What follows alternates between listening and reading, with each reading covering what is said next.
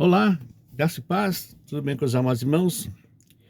Como havia falado com os irmãos no vídeo anterior, nós temos um desejo de trabalharmos esse ano 2024 na igreja sobre o tema a formação de uma comunidade espiritual. O que seria uma comunidade espiritual?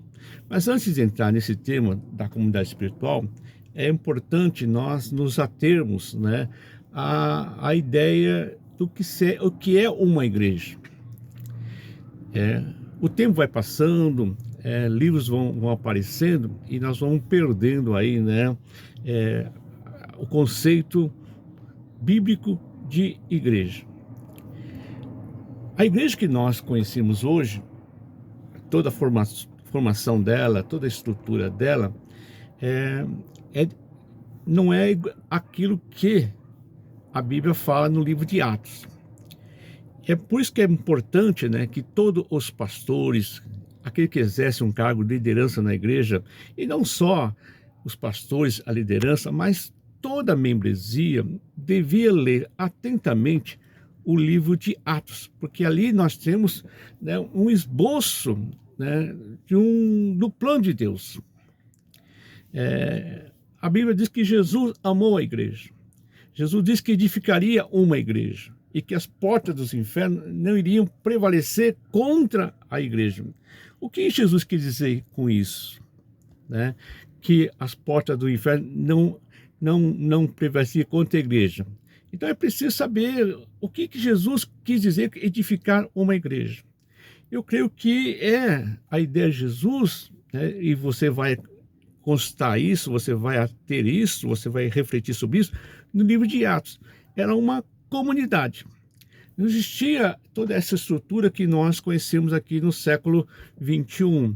Né? Nós sabemos que as pessoas, os membros, os convertidos, né, aqueles que aceitaram Jesus Cristo como Senhor da sua vida, reuniam-se em casa. Não havia templos como hoje existe, né, nos dias de hoje. Então, todos eles reuniam em casas e eram todo dia. E nós sabemos que a partir do Pentecoste, na pregação do apóstolo Pedro, muitas pessoas se converteram, 3.000, depois 5.000, e a igreja foi crescendo, né? E eu creio que por causa desse crescimento houve uma necessidade de formar uma estrutura, vamos dizer assim, organizacional. E lá no livro de Atos, capítulo 6, você vai ver a escolha dos diáconos para exercer uma função de atender às necessidades dessas pessoas que estavam aceitando Jesus Cristo como Senhor da sua vida. E nós vemos no livro de Atos também que eles se reuniam, né, lá em Atos capítulo, vou ver aqui, marcar para vocês aqui, capítulo 2, no verso 42. No 41 aqui diz que os que aceitaram a mensagem foram batizados e naquele dia houve um acréscimo de cerca de 3.000 pessoas. E eles se dedicavam ao ensino dos apóstolos, à comunhão do partir do pão e a orações. E todos estavam cheios de temor e muitas maravilhas e sinais eram feitos pelos apóstolos. Então, aqui no 46, verso 46, diz que todos os dias continuavam a reunir-se no pátio do templo, partiam o pão em suas casas e juntos participavam das refeições com alegria e sinceridade de coração, e louvando a Deus e tendo a simpatia de todo o povo, e o Senhor lhes acrescentava diariamente o que iam sendo salvos. Né? Então, aqui também diz uma coisa interessante aqui no verso 45, que vendiam as suas propriedades e bens e distribuíam a cada um conforme a sua necessidade. Aqui no verso 45 está falando de uma tradição judaica, né?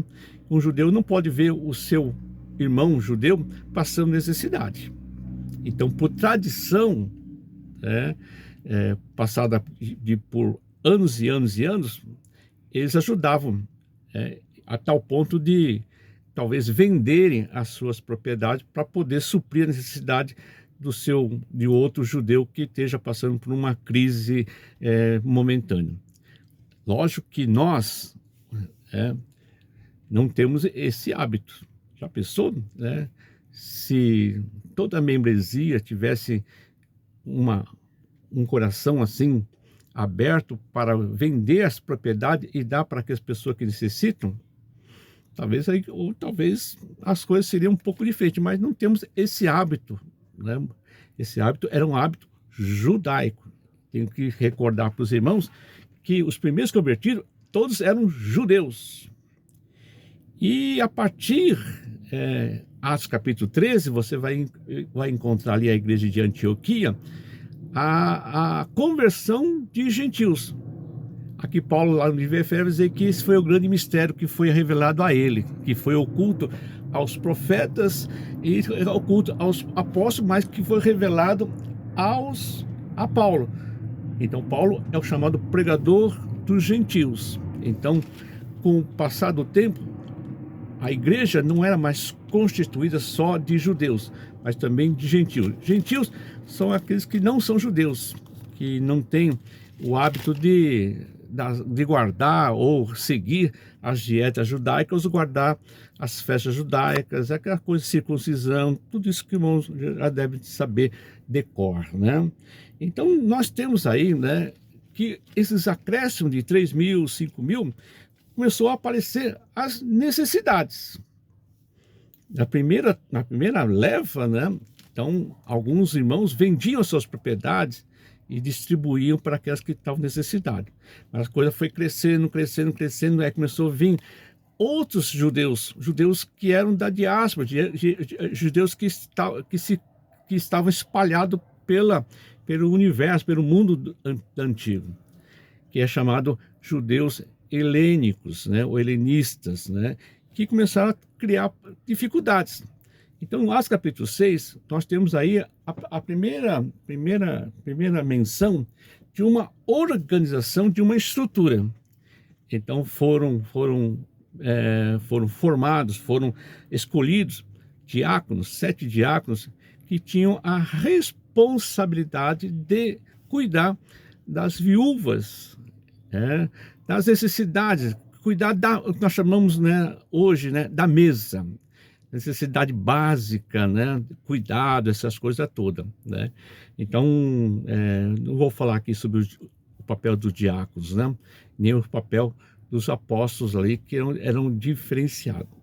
Mas a partir daí, né, Atos capítulo 6, a gente vai começar a perceber a formação de uma estrutura.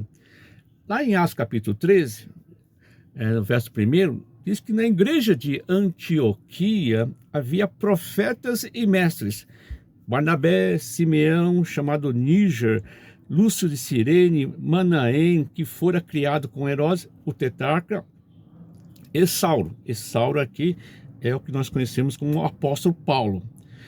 Então a Bíblia diz que enquanto adoravam o Senhor e jejuavam, disse o Espírito Santo: separe-me Barnabé e Saulo para a obra, e aqui eu tenho chamado. Assim, depois de jejuar e orar, impuseram as mãos e os enviaram.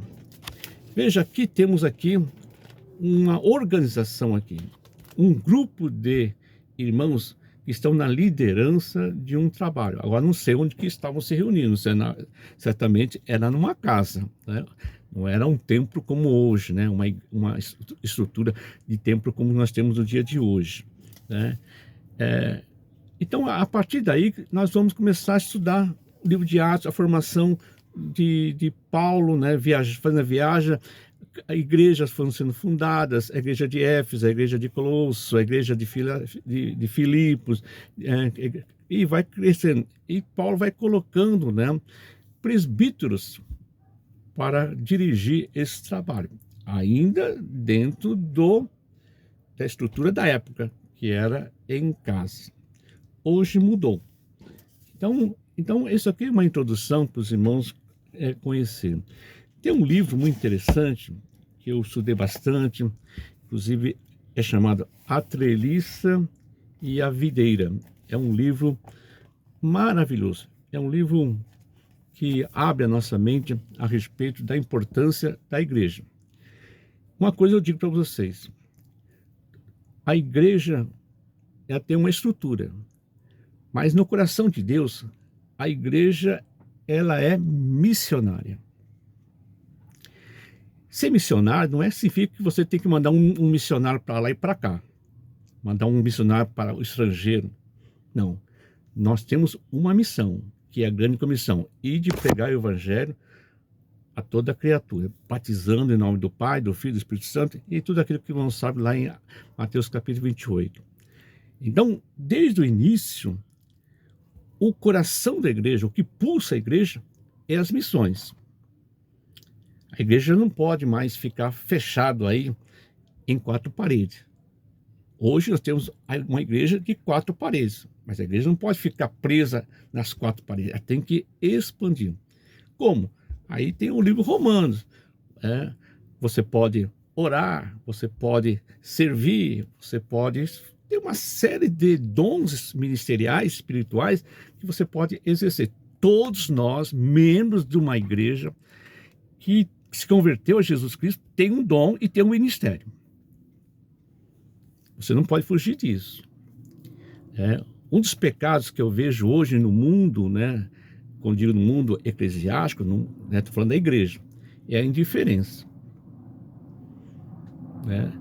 Então, outro dia mandaram um áudio para mim de uma música de uma cantora, eu não conheço a cantora, mas eu ouvi, acho que chama Aimee. Acho que o hino chama Evangelho dos Fariseus. Olha, bate fundo, dói quando você ouve aquele hino. Eu recomendo você, vai no YouTube da vida aí, você vai encontrar, acho que é Aimee, Evangelho dos Fariseus, muito interessante. Mas voltando aqui, né, o autor Corey Marshall e Tony Payne tem uma preocupação de tentar entender esse momento da igreja. Além desse livro aqui, tem outros livros também que vem em seguida, que eu também recomendo aos irmãos, obreiros, comprar. Depois eu falo com meus obreiros aí, se interessarem. Outro é o Cultivando uma Cultura Discipulado, Projeto Videira. Também é um livro grossinho aqui, é um livro também muito interessante, tem vários exercícios aqui. Eu recomendo também aos que tiverem interesse na obra de Deus. E o outro que saiu aqui também é o Conduzindo Pequenos Grupos, né, que dá uma visão, né, do que hoje nós chamamos de células, mas não é esse modelo de células que nós estamos vendo aí nas igrejas, é mais centrado aí na palavra de Deus. Então, nesse livro aqui, A Treliça e a Videira, ele fala que a treliça, né, é uma estrutura organizacional e a videira é a membresia. Tá? Então, é sabido que a videira não pode ficar rastejando no chão. Então, tem que fazer uma armação, né, que é chamada de treliça, e os agricultores vão colocando as videiras assim que vão se desenvolvendo sobre a treliça. Então, a videira vai se frutificar, né, sobre a treliça. Então, é necessária a parte organizacional, uma estrutura organizacional, ok? Então nós temos aqui a responsabilidade de termos um CNPJ. CNPJ é uma treliça. E tudo que se passa na organização, como o pastor da igreja, os diáconos, o presbitério, contabilidade, né, tudo isso aqui, os cuidados, limpeza da igreja, a estrutura da igreja. Nós temos um tempo próprio, né? E temos tudo aqui, estamos na fase da construção, da reforma da igreja. Então, tudo isso faz parte da treliça, tá? Mas só que a treliça não é o mais importante. O mais importante é a videira, que são os membros da igreja. E a partir dessa ideia da membresia da igreja, é que nós vamos trabalhar no sentido da comunidade espiritual. Eu peguei um texto aqui, do livro aqui, da página 15, diz assim: à medida que o ministério cresce, a treliça também precisa de atenção.